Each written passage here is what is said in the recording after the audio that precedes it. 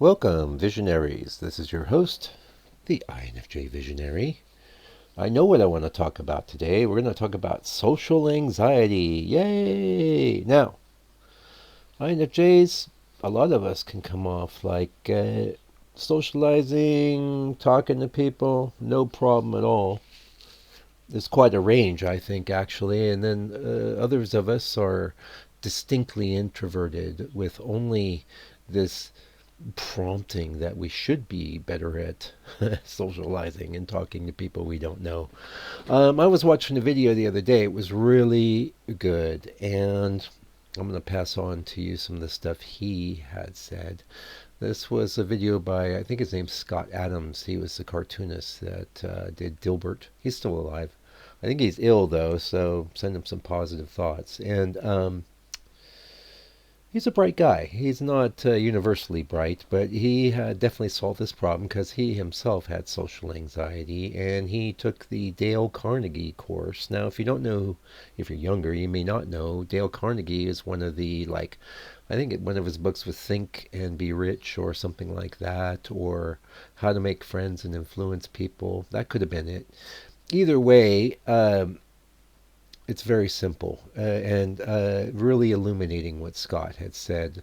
And I know a little bit about this stuff, but I really did glean a valuable insight from listening to him that will help me in my daily life. And the thing he said is like when you go to a social sort of situation, you think everyone's confident and enjoying it, but the reality is only maybe 10% of the people there are, and that 10% is probably narcissists that are just getting some kind of buzz on the whole thing. The rest of the people there, they actually don't really know what to say, and they don't actually really know what to do either. This is valuable information if it's true, and I think it is potentially true. And so, what do you say? What do you do? Well, it's very simple, and I've known this for a while. I use these techniques in my. I have a. My workplace is publicly accessible, and people do pop in, especially in the tourist season, and I know how to engage with them, and it's quite simple. You say, "Where are you from?" Yeah, I don't usually ask them what their name is. That'll be if we've been talking a while. I say, "Where are you from?" "Oh, I heard of that. What's it like there?" "Oh, it's like this and it's like that." "Oh, well, what brings you to where I am here?" "Oh, we're doing this, we're doing that." You basically, people are always happy to talk about themselves and what they're doing. They don't care much about you or what you're doing, and you should always keep that in mind. Now, there may come a time in the conversation where they start to actually wonder about you and what you're about, and they may be curious, and then you have what's called a conversation.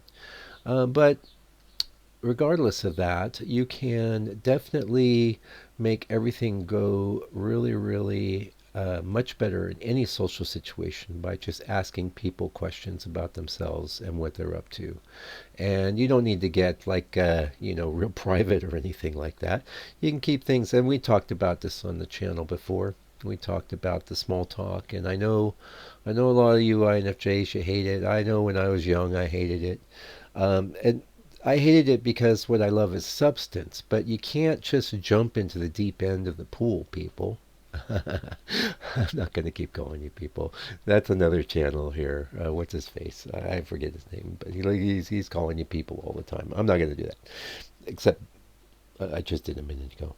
But you can't just go jumping into the deep end. You want to start in the shallow end and work your way over. So yes, you may enjoy substantive conversations a lot more than conversations about the weather or what people are doing to pass the time or any of the things that we can chit chat about sports.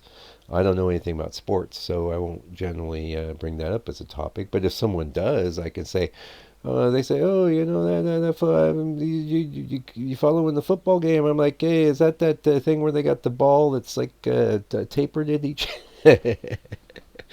Anyway, I kid. I'm a kidder. Um, yeah, so always remember that. Nobody cares what you're on about, and they care about themselves.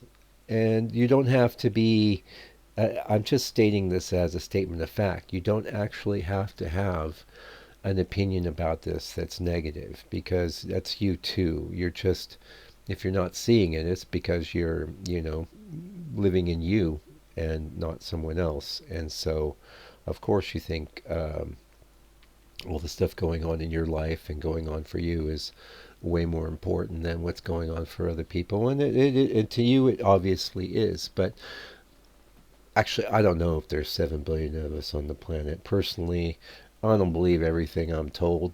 I don't know how many people there are on the planet. I don't know how they're getting a count. I don't know who's collating those numbers, but let's just assume we have billions of people on the planet. Um, One thing's for sure, if you go to any large town or city, you'll see there's lots of people running around, and every one of them seems to be very, very involved with what they're doing with their lives. And every one of them, too, is involved with other people. I mean, we are not living in isolation. We're not separate from other people. And as an INFJ, as much as you enjoy living in your head and eating all those yummy thoughts and concepts all the time, you need to be out there, pressing the flesh. You need to be out there amongst the people. And you know what? There's a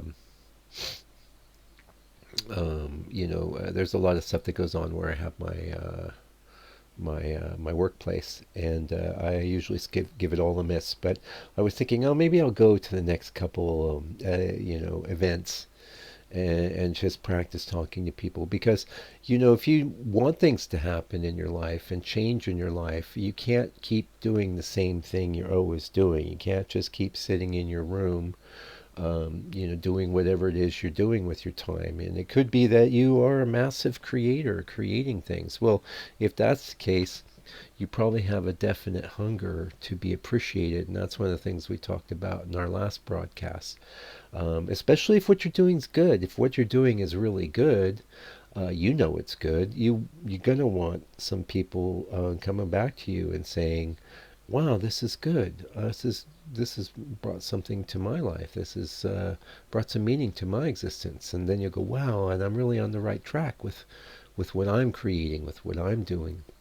If maybe you're an INFJ who's not making stuff, maybe you're just spectating. And if that's the case, I think it's even more important for you to just get out and actually interact with real people in the real world any way you can. That doesn't really matter.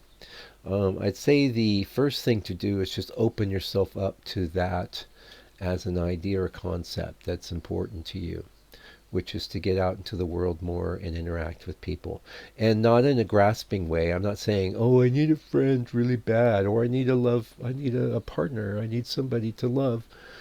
You don't want to come from a place of fear or lack. That's not what I'm saying. What I'm saying, you want to come from a place of knowing what's right for you in your life. And if you're an INFJ, if you're any human really, you need the companionship and social interactions with other people. You just do. And the more of it that you get, actually, the happier and more fulfilled you will be in your life. You can't really grow by expanding your introverted intuition. That is your primary function.